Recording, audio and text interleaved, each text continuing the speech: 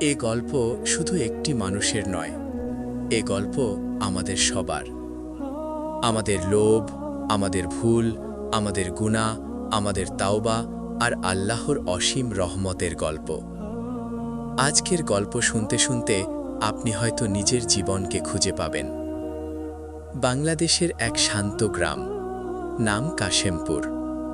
সেখানে বাস করতেন এক দরিদ্র কিন্তু পরহেজগার মানুষ, আব্দুল করিম।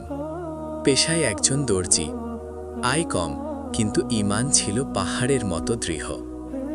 তার একমাত্র ছেলে ইউসুফ। ছোটবেলা থেকেই ইউসুফ খুব মেধাবী, ভদ্র, নামাজি। গ্রামের মসজিদের ইমাম সাহেব বলতেন, এই ছেলেটার মধ্যে নূরের আভা আছে। কিন্তু দারিদ্র্য বড় কঠিন পরীক্ষা।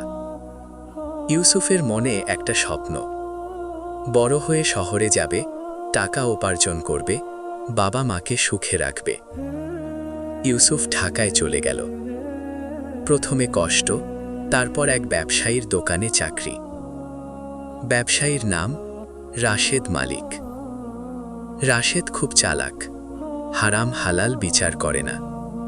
মিথ্যা বলে, কম ওজন দেয়, সুদ খায়। প্রথমে ইউসুফ আপত্তি করত, বলতো, স্যার এটা ঠিক না। রাশেদ হাসত, এইভাবে না চললে শহরে টিকতে পারবি না। ধীরে ধীরে ইউসুফের অন্তর নরম হতে হতে শক্ত হয়ে গেল। নামাজ কমে গেল, কোরআন বন্ধ, বিবেক চুপ। একদিন রাশেদ বলল, এই টাকাগুলো ব্যাংকে জমা দে, কিন্তু হিসাবের বাইরে। ইউসুফ বুঝল এটা অবৈধ। কিন্তু লোভ, চাকরি হারানোর ভয়, ভবিষ্যতের স্বপ্ন, সে চুপ করে রইল। এভাবেই শুরু হলো হারাম রুজি। গ্রাম থেকে বাবার চিঠি এলো, বাবা 5 ওয়াক্ত নামাজ পড়িস তো, হালাল রুজি খাস তো, দুনিয়া সাময়িক, আখিরাত চিরস্থায়ী। চিঠি পড়ে ইউসুফের চোখ ভিজে গেল। কিন্তু সে নিজেকে বুঝালো, একটু দাঁড়াও, পরে ঠিক হয়ে যাব। একদিন দোকানে এক বৃদ্ধ লোক এলো। ভুল করে তার ব্যাগ রেখে চলে গেল। ব্যাগে ছিল 8 লক্ষ টাকা। রাশেদ বলল, এটা আমাদের কপাল, রেখে দে। ইউসুফের বুক কাঁপছিল।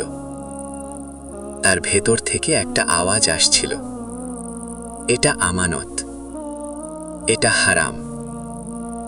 কিন্তু রাশেদ বলল, তুই এখন অনেক টাকা কামাচ্ছিস, এসব ভাবলে চলবে? ইউসুফ চুপ।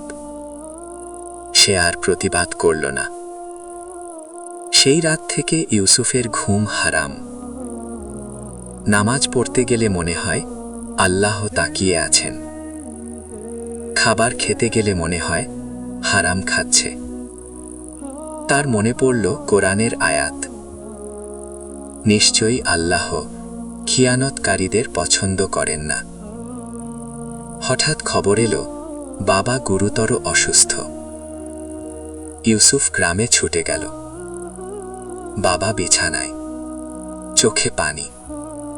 বললেন, বাবা, আমার হাতে হাত রাখ, বল, তুই হারাম খাস না তো? এই কথায় ইউসুফের বুক ফেটে গেল। সে কান্নায় ভেঙে পড়ল। সেই রাতে মসজিদে একা বসে ইউসুফ কাঁদতে লাগল, হে আল্লাহ, আমি গুনাহ করেছি, আমাকে মাফ করুন, আমি সব ঠিক করে দিব। সে সিদ্ধান্ত নিল, আমানত ফিরিয়ে দেবে। ঢাকায় ফিরে সে বৃদ্ধ লোকটিকে খুঁজতে লাগল। অনেক কষ্টে তাকে পেল। টাকাগুলো ফেরত দিল। বৃদ্ধ কাঁদতে লাগল, বাবা, আমি ভেবেছিলাম টাকা আর পাবো না। ইউসুফ বলল, আমাকে দোয়া করবেন, আমি গুনাহ করেছি। সে রাশেদের চাকরি ছেড়ে দিল। রাশেদ বলল, তুই পাগল হয়ে গেছিস? ইউসুফ হাসল, না স্যার, আমি সুস্থ হয়েছি। ইউসুফ ছোট একটা দোকান দিল। খুব কষ্ট, কিন্তু শান্তি। নামাজ, কোরআন, হালাল ব্যবসা।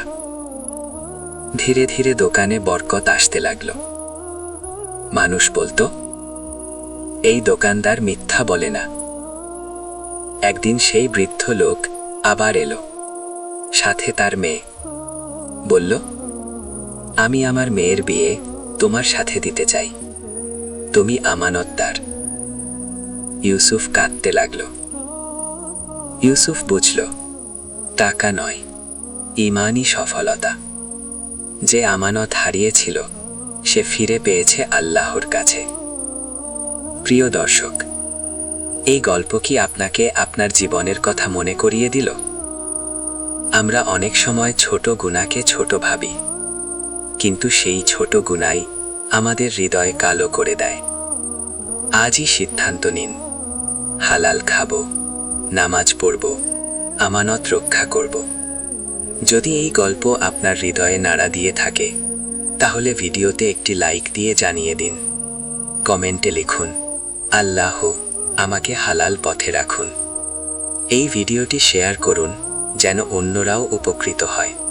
আর অবশ্যই সাবস্ক্রাইব করুন দ্বীনের দাওয়াত চ্যানেলটি, কারণ এখানে আপনি পাবেন এমন গল্প যা শুধু শোনার জন্য নয়, জীবন বদলানোর জন্য। আসসালামু আলাইকুম ওয়া রাহমাতুল্লাহ।